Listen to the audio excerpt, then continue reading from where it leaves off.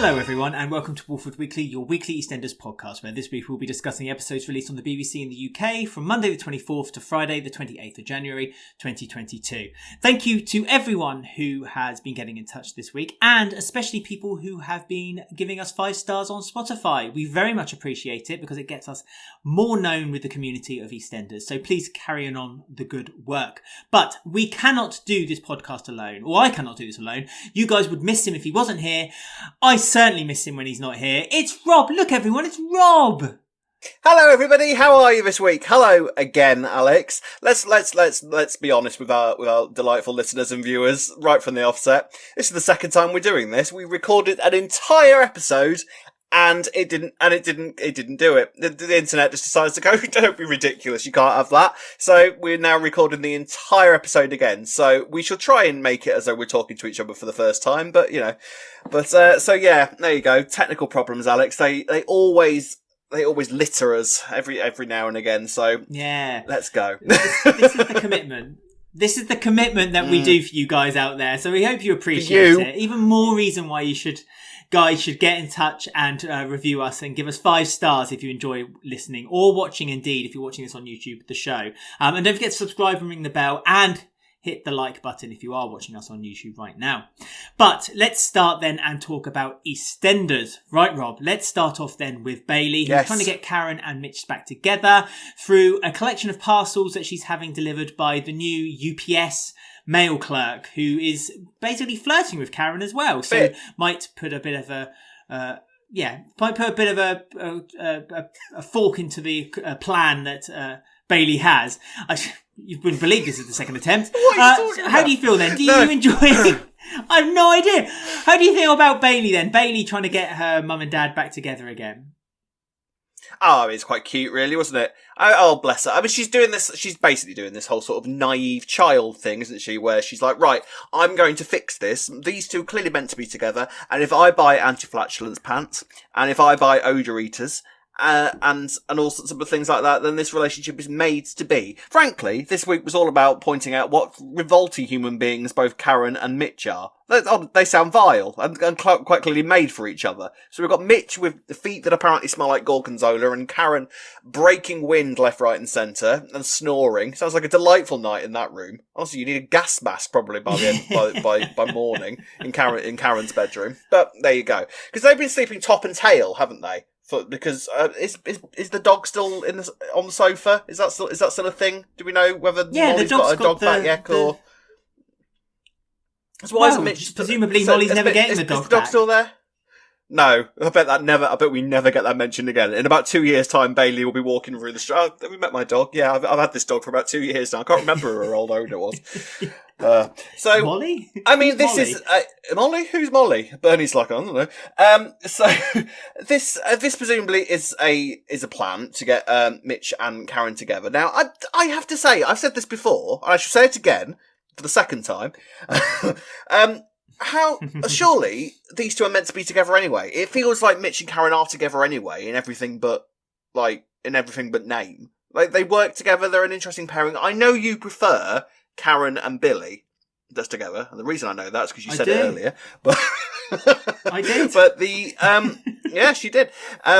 But I think that Karen and Mitch work quite well together as a pairing. I know Karen and Billy were all right, and it was something for Billy to do, and it was a new direction for Billy, which is always nice and rare. But I don't know. I mean, can you see Mitch and Karen as a solid couple going forward? I mean, I suppose it gives something for Karen to do, doesn't it? And also Mitch to do, because they just kind of just hang around, don't they? They're kind of like loose threads throughout the whole square. They every now and then kind of dive in and dive back out again. Yeah, I suppose they make sense to be a couple together, as you quite rightly said. And deja vu has starting to come upon me that I would say that Billy and Karen were more my favourites, and it gave Billy a purpose as well to be on the square, other than running the tat store and complaining about how he loves honey still and how he's really angry with Jay and so on and so forth. The shining light, as you can see from this story, for me, is he did that last time, Bailey, and it worked. Part of it, really. Yeah, but Bailey kind of is a character that I really want to see grow, and would I'd like to see kind of grow with the other kids of the square. So with Scarlet specifically, because I think there's a story just waiting to happen between her and Scarlet right there, because they're both very similar. They're both very intelligent. Yeah. They both are very world wise. They both had quite difficult starts with life. And so, I'd like to see Bailey kind of going down that direction, if it means that might be what will happen. Yeah, I think that they'd be quite good friends. I quite like the idea of them like having competitions at school and being like academic rivals. I mean, I don't know what school competitions go on these days in schools. Like spelling bees or something like that. Is that a thing now? It's in the school still. Yeah. Is it? No. I don't think spelling bees were ever in schools in the UK. But then correct me if I'm wrong, everyone who's watching, comment below or get in touch on Twitter. Did you ever have spelling competitions competitions at school? No, you had spelling classes every Friday afternoon. You got your spellings in the Monday morning. You had to learn them in the week, and then you had to do your spellings at the end of a Friday. But you never had competitions. And yeah, we used to chisel them into like pieces of slate and talk to each other through cups and string. Yeah, exactly. In my day. Yeah. During the war, the Crimean War. Yes. Not quite far that back. So I agree with you. I hope that Bailey and Scarlet have become little buddies or frenemies. I quite like, frenemies. But yeah, Karen and now this this courier that keeps coming in, the fit courier, who Karen seems to have developed some sort of fleesh with, a rapport. I mean, do you think that was he just for this week, or is this an introduction to a new character? What do you think? Do you reckon we're going to see him again? I kind of hope so. He's pretty. I think he's... Oh really? Oh yeah. Okay, fine. That's the quality control now for EastEnders. If you're good looking, only reason I watch EastEnders. Only reason I watch. I think that it was to introduce that Karen is a bit broody, probably would like to have a partner at some point and is kind of looking. I think that was the reason for it. And also it's a way of kind of having someone who can deliver the parcel, so we can have that kind of comedy of errors between like Karen getting the pants and Mitch getting the foot odour spray. But I mean, I hope for your sake, Rob, that he does get reintroduced as a mainline character who moves in down George Street. Just owns the Prince Albert. My prediction for this is that I think that it's going to get to a point where Karen and Courier Guy go on a date. Courier Guy's going to turn out to be a bit of a bad one, or just an arse in general. Mitch is going to swoop in and save the day, and that's going to be the thing that cements them together. That's my prediction. Okay. So, that's a lovely prediction. There you go. And it sounds very feasible. Thank you. They do like a wrong. They do like a man wrong'un, don't they? A pretty wrong'un. Talking about wrong'uns, we have one big wrong'un, and that is Gray. Gray's a bit of a wrong'un.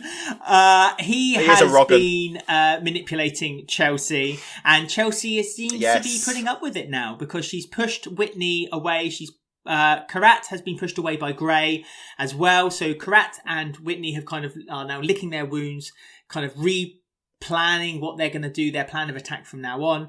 But meanwhile, Chelsea has now kind of decided that actually Gray's not that bad. Gray made that big decision to get Jordan looked after at the hospital, while he blamed her for her having her pampering session, and she's kind of let her guard down now, and she's as I said on the podcast part 1, she kind of removed her makeup as if to symbolise that she's kind of like removing her guard, removing her kind of like trying to defend herself against Gray anymore. She's just given up. She's of lots of different minds. She's being pushed and pulled in many different directions. And I think she just feels like she just thinks this is the easiest solution, just kind of just settle in and see where the road takes her.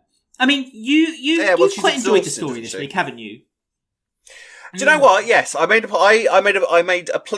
Not a plea. Was it a promise?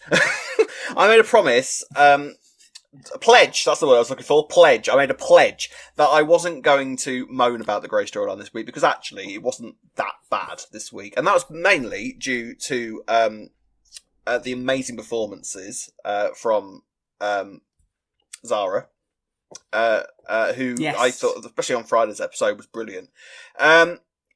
See, the thing is, there's two things going on here, isn't there?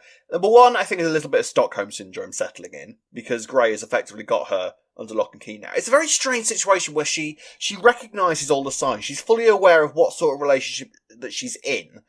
But on the other side of things, I think she is just absolutely mentally exhausted from absolutely everything that's been going on. And, I mean, same.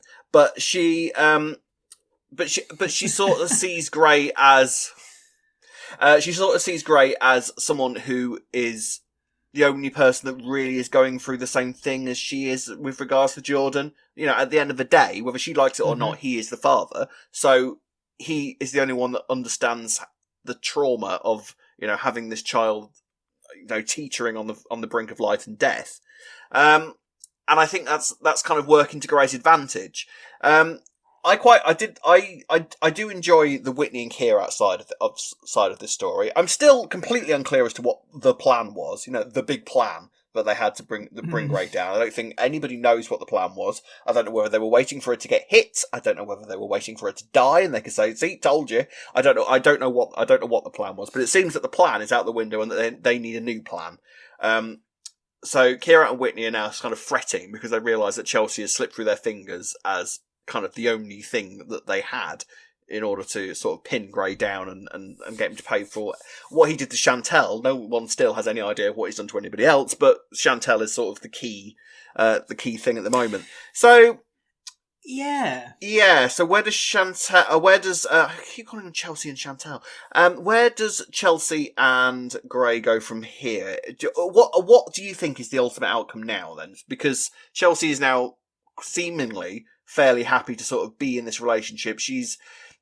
And Gray has done what we've seen him do with Chantel originally, which was sort of the mental abuse, sort of manipulating, sifting up all the negative thoughts inside her head about her family and her friends and trying to just isolate her from everybody. So what happens next? Well, I mean, they've brought it back around to the domestic violence story, haven't they? So I suppose that's a tick in the box for finally they're getting back to what the whole purpose of the story was meant to be about. All those killings along the way were so misguided and such silly suggestions, but fine, it's done. We're now back to this. It's interesting actually you saying that no one really seems to know about obviously Tina or Kush. And so that's like part of the story that's essentially still needs to be unravelled, still needs to be looked into, which kind of makes me worried that this could go on for a bit longer than we keep saying it's going to happen till. But they've certainly gone back to the domestic violence part of the story. They're certainly pushing it very quickly, because the way he's kind of manipulating Chelsea has been a process that's kind of happened within a month, if not even that long, really, where really it should take, you know, it's a very slow process of domestic violence, the way that they kind of manipulate and kind of plant the seeds of doubt into a male or a female's mind. Obviously, domestic violence can happen both ways. It just predominantly seems it does happen to be toward the husband, toward the wife. I don't know. I mean, like you say, what was their plan to begin with? Let's be honest. We don't really know. All I could fathom is that they were always planning to just kind of get Chelsea.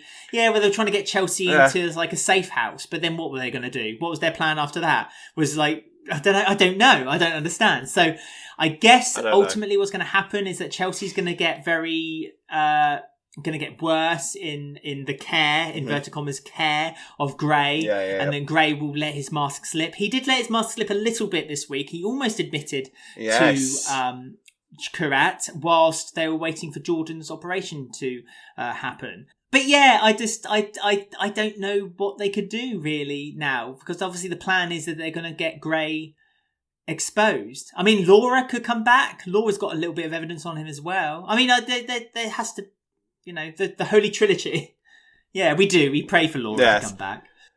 Oh, bless her. Yeah, I thought it was interesting the fact that Gray is, because you know, at the same time as Gray is this, you know, evil villain and everything. At the same time, he is still going through what Chelsea is going through as well with regards to Jordan. So he, in a way, is as emotionally exhausted, not quite as, because she's got more on her plate than he has without him realising it. But he is still kind of quite mentally exhausted, as you would be in that situation. So I thought it was quite interesting that he sort of went to tell Kheerat something, you know, when all the scary hospital noises were going on, beeping, patient, child dying noises. Do you think that Kheerat, Do you think that Kheerat might be able to kind of get back in with Gray? Do you reckon there might be a moment where Gray goes, "Look, I'm sorry for what I said," because he brought up interestingly, when he realised that Kheerat was the one that paid for the pampering session, he brought up Chantel and said, "What is it with you and my wives? Like, why are you so obsessed with my wives? What's going on here?" So, do you think that's it for Gray and Kheerat now? Do you think that's he sort of burnt the bridges there, and sort of it wasn't Kheerat's best move to sort of do it like that? Yeah, I mean, this is the thing, isn't it? That a lot of people, or some people, I shouldn't say a lot, because I don't think a lot of people do say this. Some people say that, Gray is this kind of manipulative mastermind, and that he, everything he's done, he's planned. And it's like, let's be honest, it's not. Everything that's happened with Gray has been a mistake. And he's gotten away with it because of a mistake. CCTV not working, it's been a mistake, and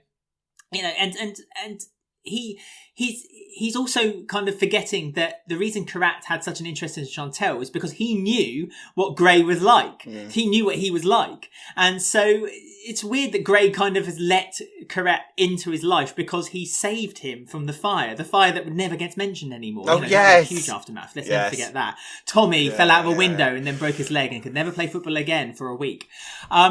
So, I mean, it makes sense that Gray now has suddenly realised that Kheerat isn't perhaps his friend after all. So, no, I don't think Kheerat's got a plan, got a hope in heck. I think that, him and Whitney are completely going to be pushed to one side. The only person who can now get into that kind of household would be Denise. And I think Denise is going to be the pinnacle, the linchpin that's going to be the thing that kind of gets Chelsea safe. And I welcome that because I love Denise and I think Denise... And also, we mustn't forget that Denise is linked to Jack. So Jack is a police officer. And, he can... What's Jack going to do? Jack never does anything. Well, I know. That's why I laughed. But, there's Jack will walk in, show his ID to a neighbour that knows he's a policeman, and then just walk out again. You're right, though. Denise is sort of the next logical move to bring into the storyline. Because, of course, Denise has been in Chelsea's situation. She's been in an abusive relationship. Yes. So you would think... Because I have to say, I don't think Denise has really been stepping up at this point. Which kind of works in Gray's favour. Denise is doing... She's trying to be supportive. But I feel like Denise should and would... maybe do more than what she is doing. I feel that she would want to be at the hospital at all times with Chelsea, So I think that kind of works to Gray's advantage, and it's going to be very easy for Chelsea to be isolated, because by the end of the week, Whitney came around. Chelsea did say, right, well, that's great, because he'll have seen you on the doorbell cam, so I'll deal with that. Cheers, Whitney. Which was a good point, actually, to be fair. But by the end of the week, Chelsea is saying to Whitney, just get out, stay away from my family. I'm going to deal with this. Me and Gray are going to be fine. Let's just forget everything. Forget everything that happened. I don't care. Get out.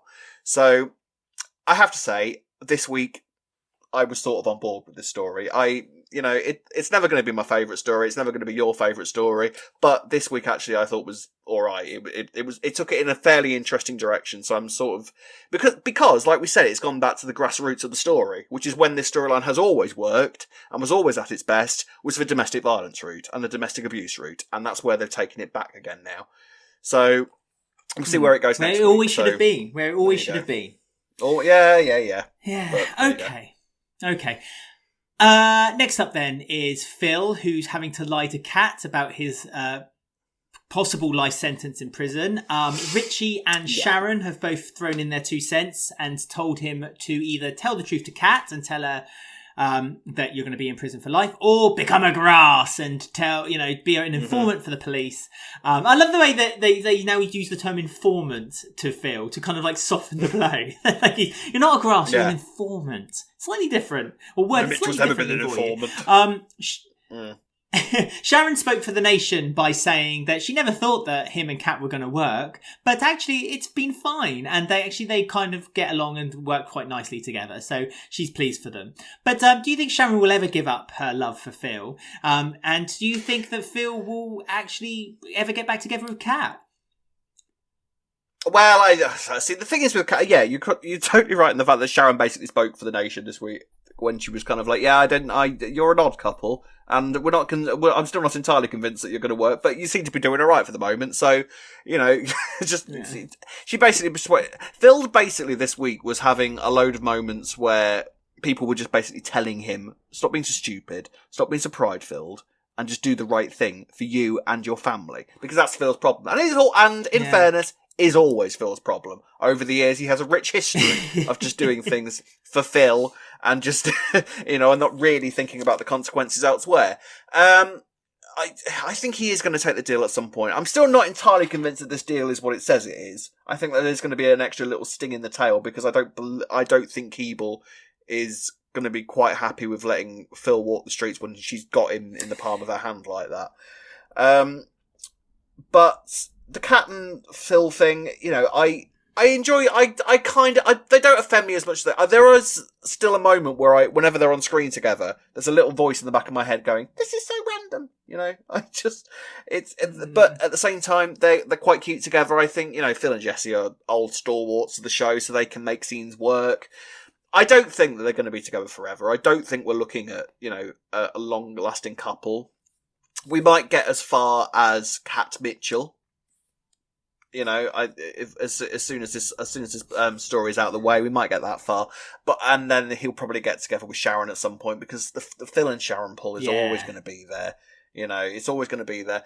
And I wonder if it's going to kind of go in a direction of they're going to try and sort of do the whole Pat and Peggy thing with Phil and sort of make Sharon and Kat the sort of love rivalry. Because if you think about it, the thing with Pat and it's got kind of shadings of that already because, as much as Peggy always tried to,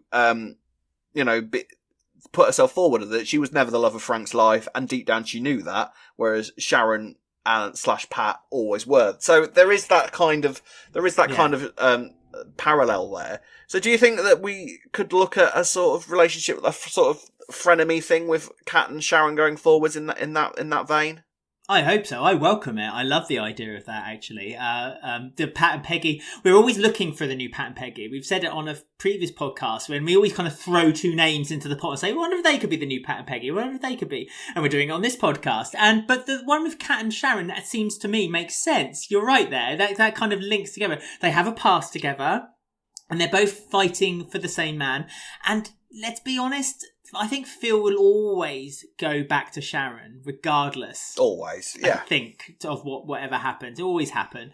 But yeah, I mean, I'm interested to know what you think. But what do you think Keeble actually has on Phil? Because she's kind of giving this impression that she's got everything. She could throw the book at him, life sentence. Yeah. Do you think she's calling his bluff here, and that she actually doesn't have anything on him whatsoever? And this is kind of going to be the go around for the reason why then Phil can stay on screen and cannot be an informant to the police.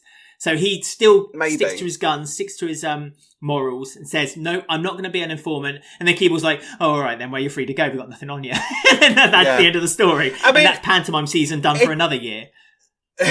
Yeah. I mean, it does seem kind of... Because when she came back, she said that Aidan had talked, basically. So essentially, Aidan had grasped. Which sort of feels weird, because the whole point of Phil being arrested is because of his involvement in Vincent's death, who was killed for being a grass. So it kind of feels, I don't know if Aidan would have done that. But then, at the same time, Aidan doesn't really have that, Aidan, I doubt, would care whether Phil went down for life or not. So, I don't know. I agree with you in the sense that I do think that there's more going on with Keeble than meets the eye, whether she's kind of building up the case to something that isn't really there, or she's got more stuff on Phil than he even believes that she has. I don't know. There's something going on with Keeble, because otherwise, what was the point of that shot when she was watching him from her car in the square? That's what I just keep going back to. There's something there that I think is going on. Love it. So, no, it was a great scene. It was a good scene. It was great. So yeah, there we go. I do think it's missing.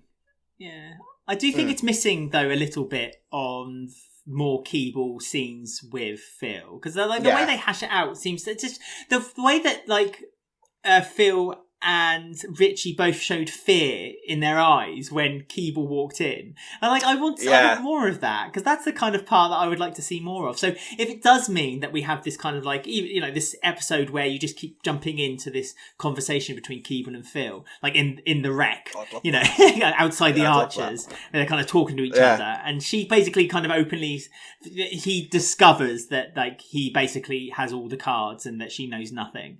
Then I'll be fine with that. You know me, I don't like the fact that Phil is like the king of the Walford jungle, but at the same time, he is the king, and you know, as he carries on, you know, on the throne, he is going to one up on people, especially the police. So just I don't know. If only Jack hadn't told him about that USB stick, then they'd have evidence against That's because him. Jack is useless. Jack is useless. Yes, honestly, I know. Another quite heartfelt story this week was Stuart, who had a lovely one-to-one with Jean in the cafe. I have to say, shout out to Gillian Wright. Wonderful scene with her this week. Yeah, she just, every time she's on screen, it lights up. I say that all the time with Gillian Wright. She just portrays Jean perfectly. And I mean, this may sound like it's an insult, but it really isn't. Jean and Gillian are one for me, and I just think she portrays it so well. And she just, it's so seamless the way she's just able to perform these scenes, and you're just on board whenever Jean carries out this advice. And yeah, as I say, that scene with Stuart this week was perfect. But he has now made the decision that he does want to have the operation, but he does change his mind later on with Ben, which is something else we'll need to talk about as well. But first of all, Stuart was showing a bit of concern about having to take painkillers because he's worried that he's an addict and that no matter what would happen, he could get this addiction. I think that was an interesting route to take, because I've said before that like I'm wondering how they're going to do this with Stuart's breast cancer story. Yeah, but see, the thing is, I kind of think that there was a very easy, but there was the thing to do from Callum's perspective there. Obviously, Stuart and Rainie are both addicts, and I understand the issue there, you know, but surely the thing for him to do is go, right, okay, so here's what's going to happen. I'm going to speak to the doctor. We're going to talk about what medication you need and when, and then I will keep this medication under lock and key. You will not know where it is, and I give it to you as and when you need it. That's kind of the logical thing to do, I would have thought. I obviously don't know quite how it works with addicts, but I would presume that there is procedures involved with addicts and when they need medication to kind of give them the medication safely. So I kind of feel like that side of things is missing. But then I suppose what we've got is the fact that Stuart seems reluctant to sort of talk to a doctor and have like genuine, serious conversations about the treatment going forward, because he keeps getting obsessed over the idea of having things, you know, doing nature's cure. So, the Stuart and Jean stuff I absolutely loved. I loved that scene in the cafe where kind of he sits down, because Stuart's a simple soul, bless him, isn't he? He kind of sees things very black and white, and he sort of saw Jean sitting there and thought, right, she's had cancer, I need to speak to Jean. Right, okay, I'll sort to Jean. And Jean, for her part, because of the sort of person that Jean is, sort of looked at and then sort of worked it out and was like, right, yeah, I'd love a bun, thanks. When did you get diagnosed? It was lovely. I loved it. And I hope that Jean is now a part of this story. Because I love it when they put characters together that don't necessarily have a lot of scenes together, but it doesn't feel forced. It made total sense for that scene to happen. Character-wise, it made absolutely perfect sense. I loved it. So I'd love Jean to be a part of this story now. You know, it does kind of make Jean sort of the sage of cancer around the square, which I don't know if that's sort of like, you know, as character, as you know, because cancer kind of hangs over Walford, doesn't it? Unfortunately, like a kind of dark thing. So whenever a character was to get cancer, right, I need to go speak to Jean. So hopefully that it doesn't have that exactly, but I love the Jean and Stuart dynamic. I think because they're both quite extreme characters in a way, aren't they? So, and they've both of them can be quite childlike as well. So I really like that sort of, those two people like that having conversations about a really serious topic. So yeah, I hope that she hangs around for this story. I agree with you. I think it's nice to have the softer side, the softer conversation with Stuart, where so far he's either been not attacked but kind of pushed by Sonia when he revealed it in front of Sonia, and with Rainie is obviously trying to look at. She's got. And I don't think it's selfishness, but she's got her own investment in Stuart as well. She wants Stuart to survive too. I think she openly said, it's not just about you, Stuart. It's about me as well. This is about our couple. And if we're going to grow up, have a baby, have a child, baby Abby and the other child that seems to have just disappeared now because Bernie decided to leave. Yeah. But Bernie's babe. But if they're going to have them, then they need to be a unit together. Which was lovely, but she seems to be like the middle ground. So Jean's the softer side, so the angel. Sonia is like the kind of like the devil on his shoulder, kind of poking him, saying, you gotta tell him. Yeah. And like Rainie's kind of like the nice middle ground. So I like that he's got the kind of the spectrum of help that he's gained. But unfortunately, despite all this, Stuart had decided that he still didn't want to have the operation. He was in the gown. He was in his nice NHS published pants. Oh, he was in the gown. With the see-through... with his see-through bum crack showing as he ran out through the doors. He asked Ben for help. I think this was his last attempt to like kind of get someone to tell him, no, stop, Stuart, you're being silly. If he bumped into Jean or Callum or Sonia or anyone else, they would have all said, Stuart, just calm down, take it easy, turn around, go back to the bed. Your operation is going to be fine. But Ben took a different route and decided to tell him, do what you want. I don't care. You do what you want. Here's the money. Get a taxi. Off you go. I did not get this at all because I thought that was what we were going to get. And I thought that would have been quite nice that Ben reluctantly had to like, oh, Stuart, get a grip. All right. Just get back at, because Ben presumably would be thinking about Callum. And the fact that he might lose his brother if this... But no, none of that went through Ben's head whatsoever. Do you remember last week when I was kind of doing all sorts of... No, I agree. No, it doesn't happen often, but I really sympathise with Ben this week. We are back. Normal service has been resumed. Because I did not understand Ben's motivations at all this week. I get that he is going through some stuff right now, and I get what he's going through, but I don't get why he gave Stuart the money for the taxi. I don't understand that. I didn't understand the logic of that. Like, what was his thinking? Like, surely, if anything, his mind should just go to Callum, if anything. But please help me here. I did not understand what he was doing or what his attitude was about. I get that Stuart made a sort of veiled jibe at him about, like, a pink gown. But you know what?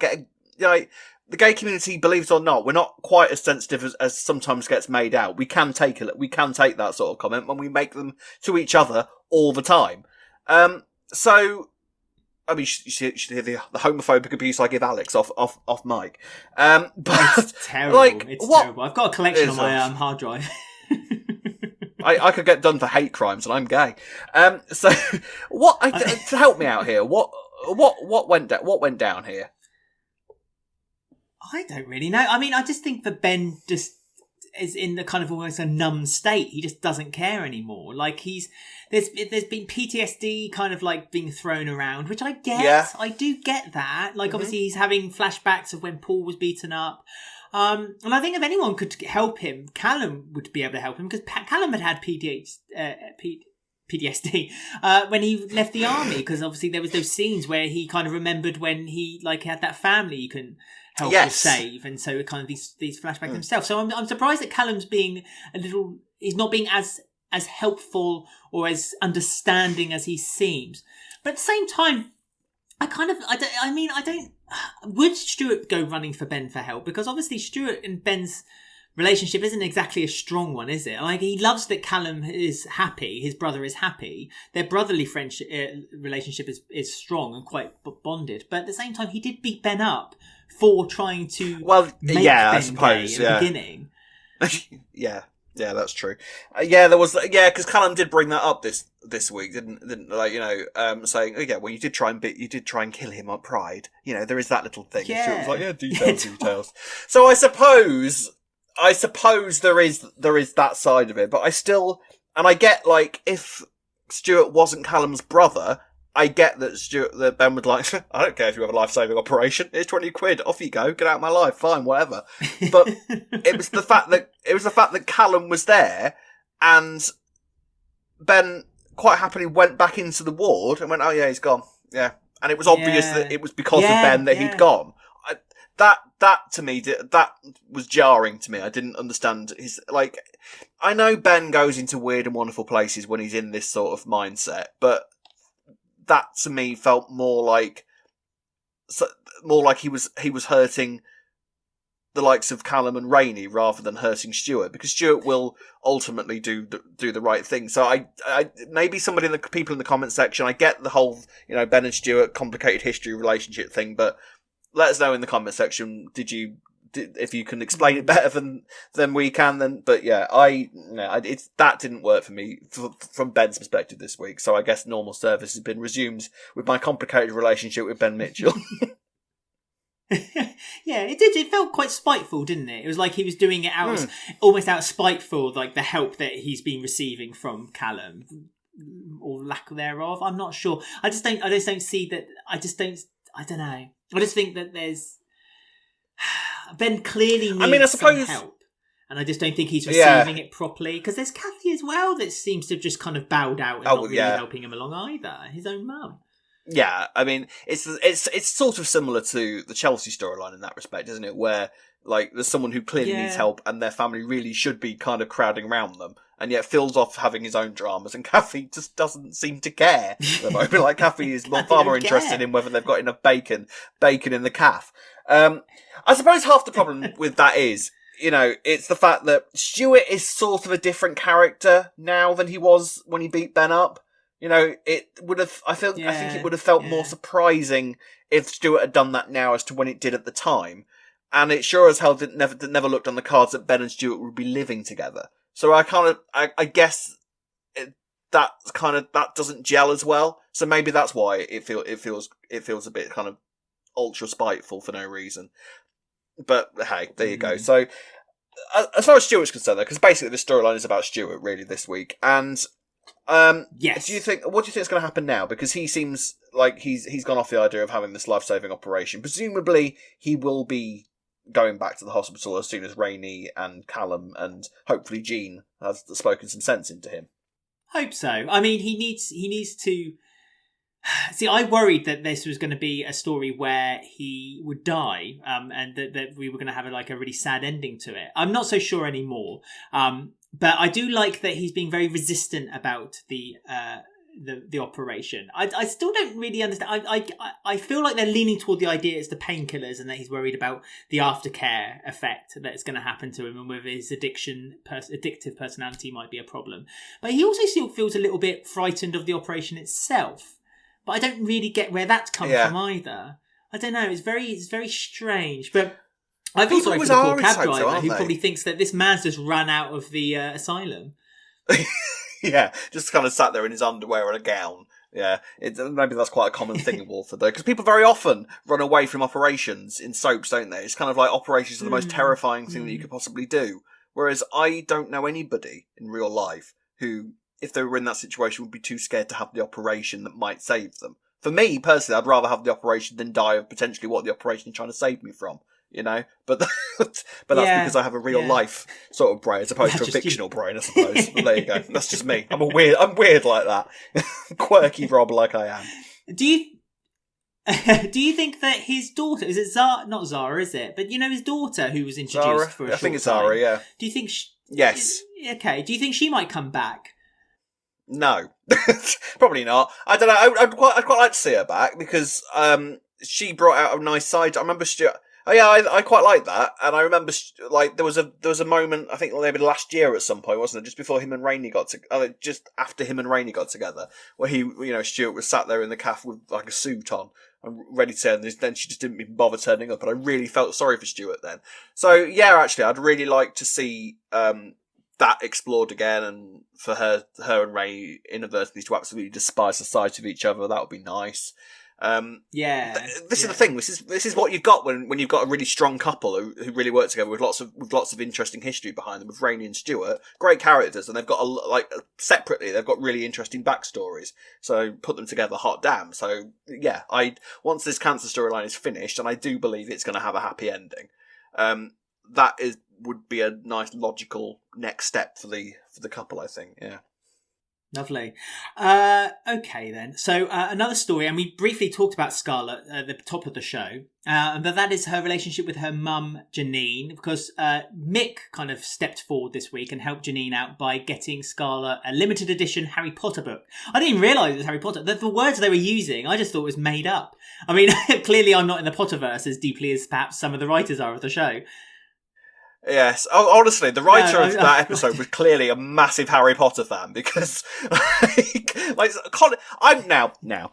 I was surprised that they were allowed to use all these terms because considering that we're not even allowed Facebook and YouTube on EastEnders, I'm surprised that they were allowed to mention Harry Potter or Google, and I was even more surprised that they were allowed to mention an actor who had played a really kind of a quite an obscure character in the franchise. But yeah, Colin Creevy is a character. He exists and his actor exists. I will be honest, I'm not entirely sure how easy it would be for Mick to get hold of a copy of the book. I think she said it was a first edition as well, just to make it extra special. I'm not entirely sure how easy it would be to get hold of A, that, and B, to get it signed by the actor all within the space of an afternoon. But, you know, it's that happened. It was interesting, I think, that Mick in some ways was kind of being a nice version of Janine, sort of listened in the conversation and then sort of went and manipulated it a little bit and sort of helped the situation out. I thought Janine was going to be angry with him again because she was angry with the last time that Mick tried to interfere with her relationship with Scarlet, but she kind of took it quite happily this time. Now, the future of Janine and Scarlet. What do you think? Do you think that Janine and Scarlet are ultimately going to end up mother and daughter and kind of living together? Because for me, I sort of feel that Janine works better when she is battling something. Because at the minute we know that Janine's motivations, obviously, at the moment are Mick and Scarlet. And it seems that the battle for Scarlet is starting to turn in her favour a little bit more. So what do you think is the future for this? I mean, I'd like Scarlet and Janine to get together because I'd like them to be a unit together. As I said, I'd like Scarlet to kind of like splinter off and have her own stories with the youth of EastEnders, yes. You know, with Tommy and with Bailey and all that lot. You know, it's nice. It'd be nice for them to kind of like build up the younger characters of the show. And I think it's about time. They've got a lot of them now. I think it's about time that they actually start looking into doing it. They're all getting to that age now where they're... Well, they're getting to that age now. They're getting old enough where they kind of could start handling their own stories. And when you've got a large, young group of kids, then it's and it would be more relatable. This is the next generation, to a more youthful audience, which is which is what we want to see. But I mean, I think Janine's story is always ultimately going to now be the Mick's exit story, isn't it? I think the fact that Janine and Mick, I think, is going to end up just getting together at some point. And I think there's going to just be a battle between his Elle and Janine, and at the end of it, I think Mick will just leave. You know, maybe downtrodden and with battle scars, and just kind of go. You had mentioned in a previous recording that you felt you were worried that Janine was becoming similar to a character Tracy on Coronation Street, which I thought was an interesting theory. Yes. Previously in another life, I did mention that Coronation Street's response to sort of Janine at her height in, say, the noughties was Tracy Barlow. Now, Corrie fans will know what I'm talking about when I say that Tracy these days on Coronation Street has become more of a comedy character. And at one point, she was sort of Corrie's Janine. Like she killed somebody. She was like a super bitch and sort of causing havoc left, right, and centre. Whereas now she's sort of a character that sort of is there for comedy purposes and will say bitchy remarks and have fights with people, but not do anything that provocative in terms of, you know, she's not really a soap bitch anymore. And I kind of worry that might happen to Janine if she gets everything that she wants. Because for me, Janine has always worked at her best when she's trying to get something. Because then she's scheming and then she's trying to plot and then she's trying to, you know, anything goes when Janine's in that mode. And do you lose that if Janine kind of succeeds with Scarlet or succeeds with Mick? Or succeeds maybe even getting the Vic or something like that, you know. So, I mean, what do you think? Do you think that Janine's future is is going in that direction, or do you think that there might be another spanner in the works? I'm not sure. I mean, I'm not offended by the idea of her becoming the new Tracy Barlow. There's a video circulating right now on TikTok, which I absolutely adore, where it's kind of almost like a comedy scene when, is it Chantel or... Do you know this one I'm talking about? Where, yeah, I know exactly the one you're on about. Yeah. That's it. Oh, hello, Tracy. Oh, hello, Sinead. You look nice.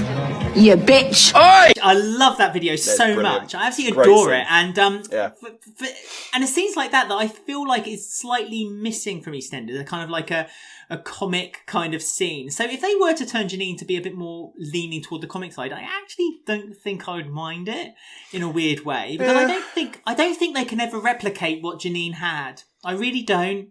Because I'm watching classic episodes now of 99 when Janine was first introduced, the form that we've seen her in. And evil Janine. I don't know. It doesn't... Yeah, and it doesn't work. The Janine we see now, it doesn't seem the same. So I wouldn't be offended by it. This... Yeah, I mean, that is, of course, the interesting thing, whereas... What you always forget is Janine was quite young in those days. And the days when she was having fights with Stacey and Kat, they were all quite young characters in those days. And all of them have grown and, they're now middle-aged women, a lot of them. So realistically, you kind of probably wouldn't have that level of aggro between them. I think, as you get older, you sort of, you tend to sort of like, I'd rather go and have a quiet life. I don't want to battle with you, So, that, which I suppose is kind of what the next generation of character is for. But yeah, I do think that's interesting that you wouldn't have, maybe she wouldn't be as evil now. And in all fairness, Janine can be a very funny character and always has been quite capable of giving us some quite funny moments. And as she's gotten older, she kind of becomes a little bit more camp, which is always quite funny to watch. And maybe the humour has changed. Our perception of the soap bitch has sort of changed now. They're a lot funnier now. They're a lot camper. So, I don't know. I think it's interesting to sort of have Janine in a modern day era where you sort of take her out of, and she is now, she's a middle-aged woman and she is, her aim now is to become a good mother and that's what she wants to do.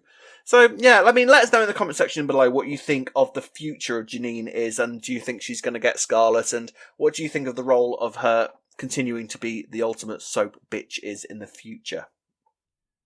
Certainly. Yeah, we look forward to reading some of those.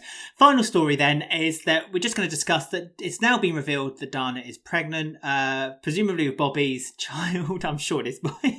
God, imagine that revelation. Yeah. Peter found out by overhearing a conversation because Dana forgot to hang up her phone while she was talking to Mila. Yeah. Of all people. I didn't think we were going to see her again. I thought she had an off-screen exit. It means we're going to get an exit for Mila, hopefully, which is more than Ikra got. Do you think that Bobby and Dana are going to be happy with this news, or do you think that perhaps some of the bills, Peter specifically, I have in mind, might have something to say about it?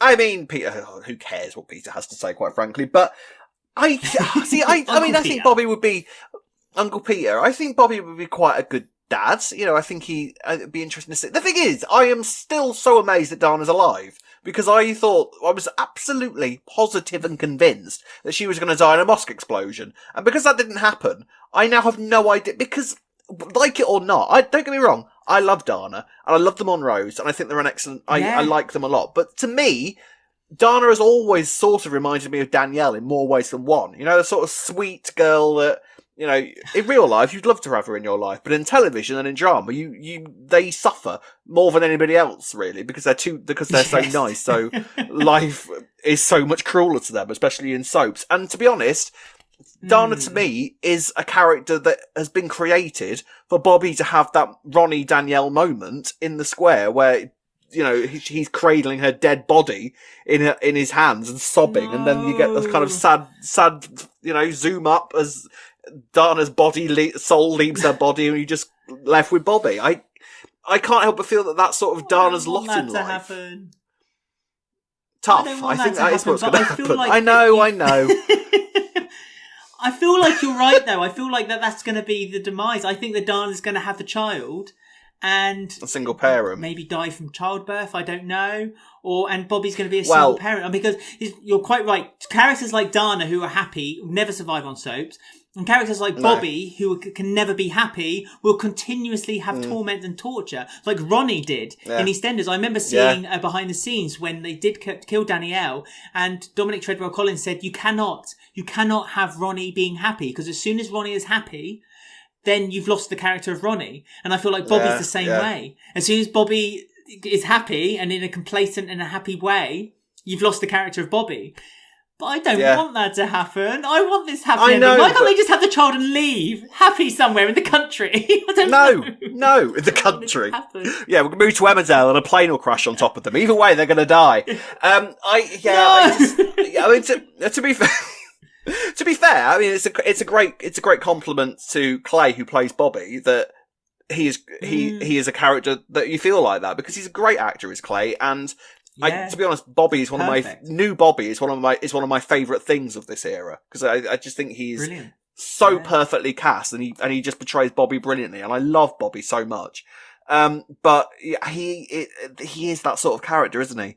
He's the sort of character that you're going to have something tragic happen to, and Dana is too nice to stay alive. I thought it was going to happen at Christmas and New Year with an explosion, but that hasn't happened. But there is still the spectre, of course, of this right-wing group that could very well come back and extract one last bit of revenge on. So is Dana eventually going to be a victim to this group? But I don't think she's. I will be very surprised if Dana is still alive by the end of this year. Don't get me wrong, I love the Monroes. I'd love to keep them as they are, but it kind of also feels that if Aaron's been arrested now, and surely Aaron's not going to do a Phil and sort of walk around the square scot-free while he's on bail. So I feel like the police might actually do their jobs with Aaron for a change. So I feel like he isn't really going to be. No, maybe he might be one of these characters that kind of flits in and out, but I don't think he's going to be a regular character. So I don't know. What do you think? I just think, like you say, I think that there's not going to be a happy ending for them, is there? And I think that ultimately Dana will give birth to baby Dana. Dana Lou Bill. I bet she calls him Lucy. I bet the kid gets called Lucy. Oh no! Oh yeah! Sorry, he killed Lucy, didn't he? Goodness me. Gosh, it's been a very long morning, Rob. We've done this twice. Anyway, unfortunately, we have to end our roundup on that very sad note, unfortunately, that we may lose Dana. But that's all for months in the future. But it'd be interesting to know what you guys think. Don't forget, you can comment below if you're watching us on YouTube, or you can get in touch with us on our Twitter and Instagram. All the details will be relayed by Rob at the end of the show. But right now, we've got some big news and an email to read out on I Ain't Want to Gossip. You know me, I ain't want to gossip. So, this week last week, I had an email from Brandon Lightning. And now this is in reply to the discussion that we were having when we were talking about Danny Dyer leaving and the future of the Vic. And Brandon says, "Hi guys, I am listening to your podcast and I hear you say that there may not be much for Rocky to stick around for unless Rocky becomes a paternal figure for Sonia. I am wondering, probably more wishful thinking, that Rocky becomes the new pub landlord with Shirley as Danny Dyer is leaving the show. Rocky is the character that would fit perfectly behind the bar, as he's a bit of an Alfie/Mick character. I wondered if you guys think this might happen too." Now, I said that I thought that Rocky fitted really well behind the bar, and I think that he actually would make quite a good landlord of the Vic. I know you probably weren't quite as convinced by the idea as me. What do you think? Do you think the Mick and Shirley behind the bar? I think that has potential. We talked about it last week, didn't we? And you kind of convinced me near the end of our conversation that actually, I think Rocky would work out quite nicely behind the bar. I think you compared him to, was it Mouthy Moon you compared him to? I forget, it was comparative to, but I get it. Well, he's got that sort of cheeky chappy that Alfie and Frank had. Yeah, so I do get it, and I think you're right, and it gives Rocky a place then. Do I think Rocky's strong enough to have the centre? Because don't forget, the Vic is the nucleus of the show, isn't it? That's where the big stories tend to come from. So I'm wondering if Rocky has enough longevity for that. I mean, we don't know enough about Rocky just yet to say yes or no to that, do we, really? Other than the fact that he had lied about being Terry Kant to Sonia. Obviously, there's a few bridges that need to be fixed before they can go any further with Rocky. But yeah, no, I quite like it. I do. I'm beginning to... Oh, yes, must forget Dottie and her mum. And that, yeah. Yeah, the story that you seem to like maybe a bit more than I do. Review of the year. If you haven't watched it yet, watch it right now. Or after you've finished watching this. Yeah, I do. Yeah. I tend to. But nothing against the actors or the actresses. It's just that I just found that story a little bit estranged. But anyway. But no, Rocky... Yeah, I see it. I mean, I can't think of anyone else who's on the show who could take over the Vic once Mick's left. I honestly can't. No, I mean, the other option, of course, is that Janine is currently behind the bar, but I don't think that Janine should ever fully have the Vic. Because, again, it goes back to what I said earlier, the fact that it's a win for Janine. And, yeah, I don't know. But, I think Rocky and Shirley could work. So there we go. Now then, Alex... Some rather big news occurred this week. Now, you're probably bored of discussing this now, seeing as though you've been on radio, left, right and centre, discussing your opinions. Do have a listen to any of Alex's radio appearances this week. So, Alex, what is the news? Well, as Rob quite rightly said, I've been chatting to everyone about it. But I'm more than happy to talk about it a lot more because... ITV have announced this, or it was literally after we finished recording last week that I got a ping on my phone and there Rob was on the phone. Yeah, it was like, oh goodness me, we could have added it to last week's show, so we're a bit behind perhaps, but it doesn't matter. ITV announced that they are introducing a new hour-long block to their news programme. The original 6:30 to 7 o'clock in the UK will be their original news programming, and then between 7 and 7:30 they're going to do a kind of... what do you call it? Kind of like a magazine type show. A magazine style show, yeah. They're going to do a kind of magazine show. And it is basically going to bump every single soap that they have from the 7 p.m. slot up one. So Emmerdale will then move to 7:30, Monday to Friday.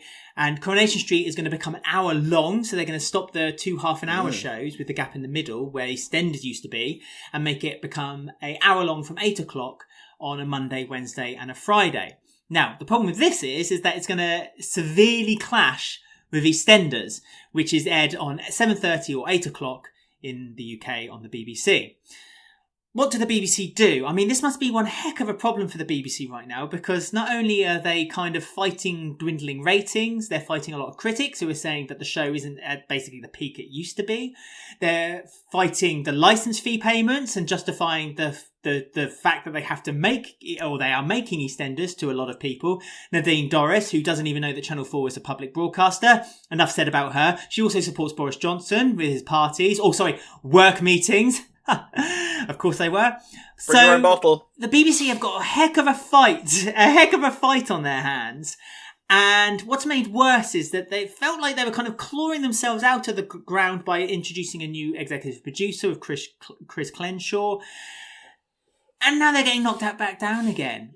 What did the BBC do? Because they've also announced this week that they're actually not planning to move the schedule. They're going to stay with the schedule as it is at 7:30 and 8 o'clock. It's purposely clashing. It seems like madness. Is this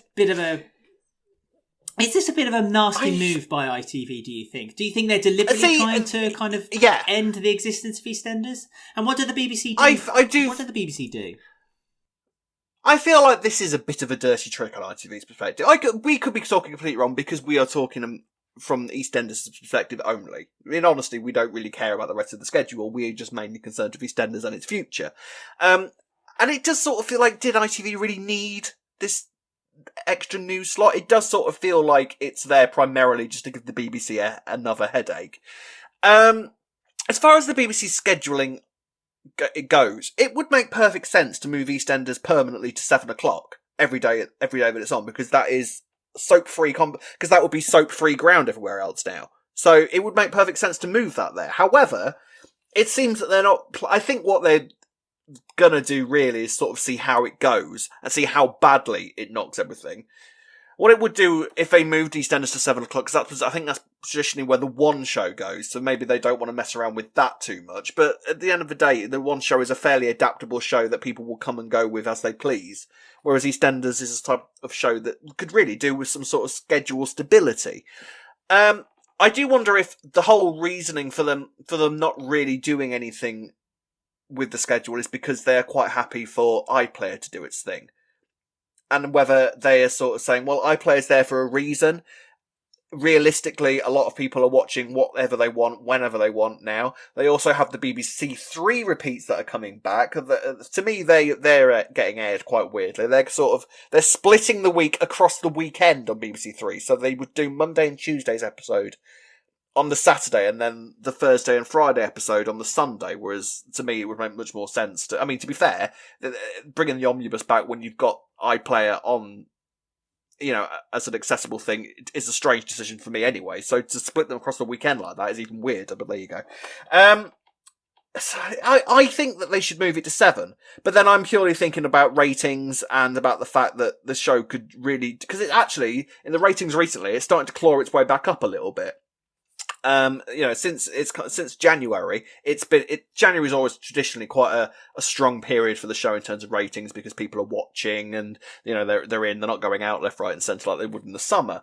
So I think it would be sensible to move it down to 7 and for EastEnders' new slot just to be 7 o'clock. That would be great, wouldn't it? Just the same slot every single episode.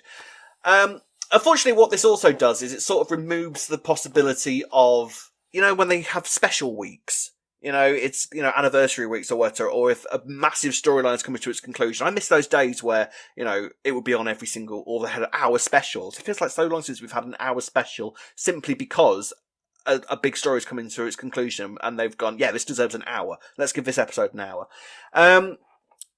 So what do you think the future is? What do you think they should do? Or do you think that iPlayer is more than capable of doing its thing? And if people want to watch it, then they will find it on iPlayer. I'd rather that they didn't put the weight on the shoulders of iPlayer because I like the idea of appointment television. Well, yeah. I like that there's water cooler moments and that people were watching the same thing all at the same time. Lucy Bill's death. I liked that everyone got the reveal of that at the same time. Boat Week is really the only other time I can think of to mind where they've really done something like that since. And that was a year and a half ago, 2 years ago. Of course it's 2 years ago, the anniversary, and that's coming up next month. So it's a real head scratcher. I do not feel like this is what the BBC wanted or needed right now because they are trying to make EastEnders this flagship show. They're still trying to justify it, but they just don't seem to know what direction to do with it. I think they'd be fools to kind of... The only reason I can think that they're keeping it to the schedule they've gone is that they think that ITV's new magazine programme won't succeed because it's clashing with the One Show. The One Show is quite a well-known entity. People watch it. It's quite enjoyed. And it gets a decent rating for the BBC. That's why they've kind of keep it on at the 7 o'clock slot. To have some stability and to say that EastEnders will be on at the same time Monday to Thursday or Monday, Tuesday, Thursday, Friday, I think would also kind of maybe help its cause though.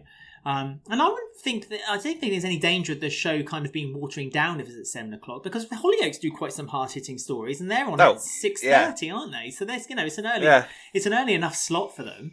And they could do stuff. I just feel sorry for them. I really do. And it's like I say, especially with this whole kind of argument where the BBC are kind of being downtrodden deliberately. The government are using it as like one of their scapegoats to kind of get people to stop talking about them and the stuff, the shenanigans they've been up to at Number 10 during lockdowns and so on and so forth. I hate that they're doing that. They're using the BBC as some kind of like target for people to be like blindside what they've been up to. So the BBC can take the brunt of all sort of blame of something that's kind of like an age-old concern, which is the licence fee, restructuring it, whatever. It's just something they don't need. That they're kind of ITV.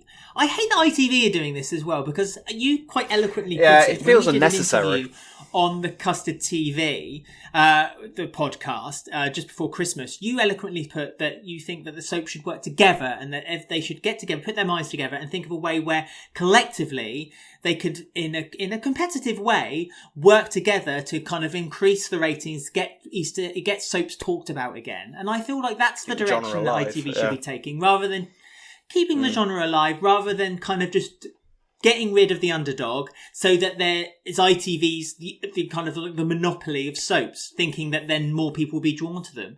But I don't think that's the audience would do that. I don't really. What about you? No, and see, the thing is, I've never ever understood the point in putting two shows of the same genre on at the same time on separate channels. I don't get the point of that, because the only people that suffer is the viewers, because they might enjoy both programs. You know, it happens so often now. Like the news is often on at the same time. They'll do quizzes up against each other. So what's the point of that? Like, it other than to say, yeah, we won that. It's kind of like, because with the addition of online catch up and iPlayer, that it means less and less anyway. So, but the thing is, as well with the soaps, I think traditionally they have an older demographic. You know, these people that have been there since the big days of soap, that have kind of kept watching it. So it's like, and they traditionally, I don't think, do catch-up services as much as the younger demographic does. So it's kind of like you're hurting the main contributor to the viewing figures. So to me, it doesn't make any sense from ITV's perspective, other than just to kind of stick a knife in the BBC, but there could be more sensible reasons than that. But at the minute, that's kind of how it's coming across. But yeah, I feel like the BBC need to sort of maybe do something about it. I think it's a shame to sort of just let EastEnders kind of flounder around the schedules because presumably ITV's other reason for doing this is to give their schedule a sort of structure and a strength to it. Because what they've got at the minute on ITV is kind of like things that go in the Corrie sandwich, so to speak. So you'll have like a documentary about guns or something in between these two Corries that never really does that well. So I think what they're trying to do is kind of get rid of that as well, so that they can have like structured programming Monday to Friday. It'll go from, they've already got like the quiz schedule that they do, which is always, ITV sort of wins that usually. And then they'll go into the hour-long news and then into effectively 2 hours of soaps. So yeah, I think it's a real shame that they're having to do this. Hopefully the BBC's, as you say, plan is to sort of go, well, let's see how that does first before we start moving our schedules around, because this could ultimately end up with ITV with egg on their faces. This whole operation could just flop massively, and they'll just end up looking silly, and then they'll quietly move things back to the way they were. It feels like quite a deliberate big movement from ITV, presumably something that they'll keep going for at least a year before things change. So I feel like the BBC should probably respond to it in a better way of kind of hoping that it doesn't affect things too much when it obviously will. So let us know in the comment section what you think of the news. What do you think the BBC should do? Do you think that EastEnders should be moved in the schedules, or will you be quite happy to follow it everywhere? I know I saw a comment from one of our listeners called Chad, who watches all three soaps. God knows how you do that, because we have enough difficulty following one. But he watches Emmerdale, Corrie and EastEnders, and he's quite happy to follow it wherever it goes, and it's always available on catch-up, he says. So, what is the problem there? So do you agree with that? Let us know in the comment section below, and you can also get in contact with us in any of the following ways. You can contact us on Twitter and Instagram at Walford Weekly. You can find us on Facebook at Walford Weekly Podcast. On YouTube, don't forget to like, subscribe and click the bell to get notifications about our spoiler videos. And you can listen to us on Apple, Podbean, Spotify or any of your favourite podcast sites. Please feel free to send us an email at robwalfordweekly@gmail.com or alexwalfordweekly@gmail.com. And hereby concludes the longest recording me and Alex have ever done in our entire lives. So hopefully next week we'll only have to do this once. So until then, it's goodbye from me. And it's goodbye from myself. Bye-bye. Bye.